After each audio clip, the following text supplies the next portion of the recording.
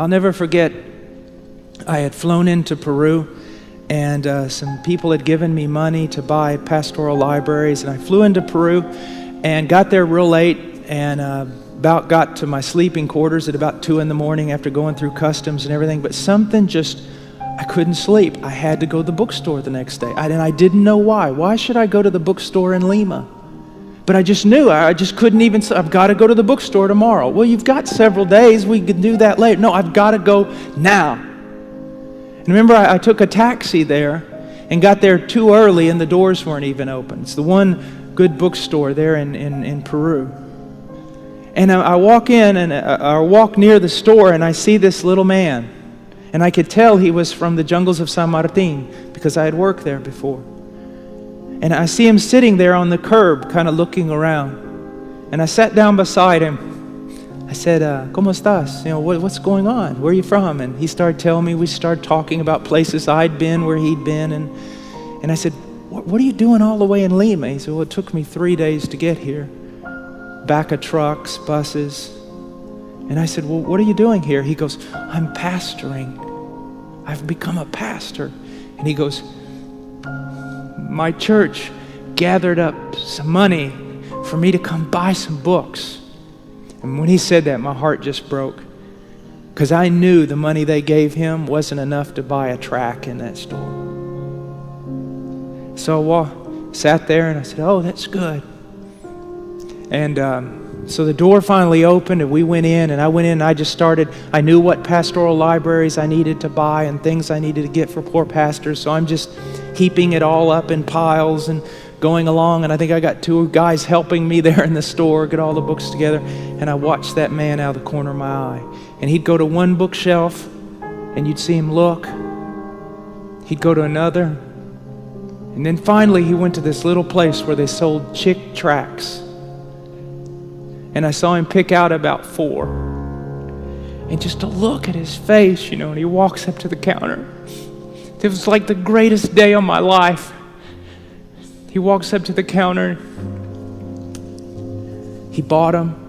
He's just kind of standing there, and I walked over to him. I said, hey, how's it going, you know? He said, didn't even say anything. He was just broke. And I said, what books did you get? He goes, I didn't get any books.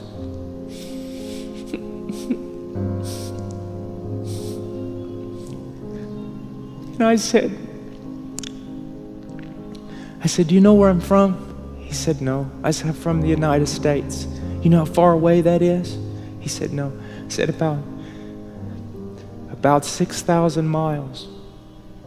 I said, do you know how much my plane ticket cost? And he was like looking at me like, why are you saying this to me? I said, do you know how much my plane ticket cost? He said, no. I said, about $800. Do you know when I got here?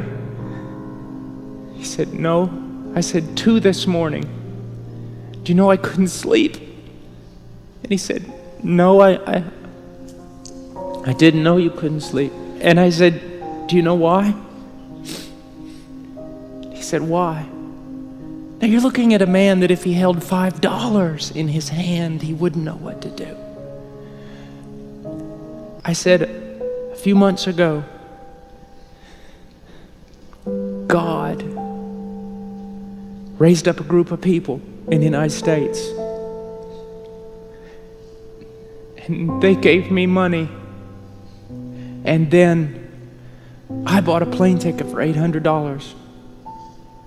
And I flew in a plane here, and I landed here last night, all the way from the United States. And I couldn't sleep all night. And so I got in a taxi this morning and I made my way down here. Do you know why? He said, no. Because to buy you every book you're ever going to need. I said, do you realize the love of God? I love that, because if God loves him that much, he loves me that much, he loves you that much. Just think about that. God moved people from an entirely different nation. God spent all kinds of money, bought a plane ticket for one reason. A little Indian in the middle of the jungle And if you say coincidence, you're a blasphemer and a fool. God did that for him. Isn't that wonderful? We got such a good God. We got a wonderful God. Just got a wonderful God. And that's what missions is about.